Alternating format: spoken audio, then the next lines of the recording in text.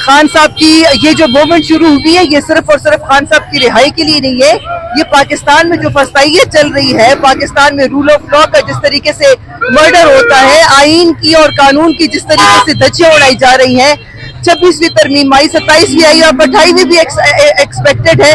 تو یہ ملک کے ساتھ جس طریقے سے برتاؤ ہو رہا ہے یہ سباب ان چیزوں کے لیے. دیکھیں یہ ساری چیزیں ٹھیک ہوں گی، عدالتیں انڈیپینڈنٹ ہوں گی تو خان صاحب نکلیں گے.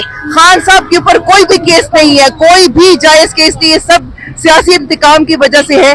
لیکن اگر قانون جس چیز کے اوپر ہم لوگ بات کر رہے ہیں یہ ساری چیزیں اگر ٹھیک ہوں گی تو خان صاحب جلد رہا ہوں گے انشاءاللہ. آپ نے دیکھ لیا کہ پہلے بھی عمران خان کا تھا، اب بھی عمران خان کا ہے اور انشاءاللہ آگے بھی آپ نے دیکھا ہے کہ عمران خان کا رہے گا.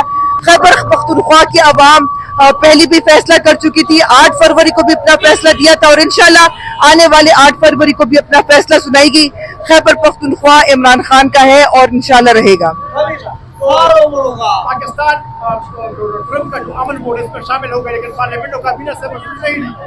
تو پاکستان میں ابھی تک جو قانون سازیاں ہو رہی ہیں، جو آئین میں تبدیلی ہو رہی ہے، آپ کو کیا لگتا ہے کہ اس میں پارلیمنٹ کو انوالو کیا جاتا ہے؟ ابھی تک جو کچھ بھی ہو رہا ہے اس میں کہاں پر پارلیمنٹ انوالوڈ ہے؟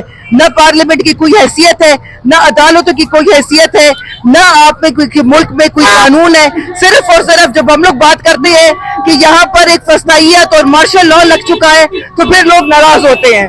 تو بات یہ ہے کہ آپ کے ملک کے جو حالات ہیں، اس حالات میں ایک عام شہری جو ہے اس کو کسی قسم کی یہ توقع نہ رکھے کہ ان کو ان کا رائٹ اور ان کے حقوق ملیں گے.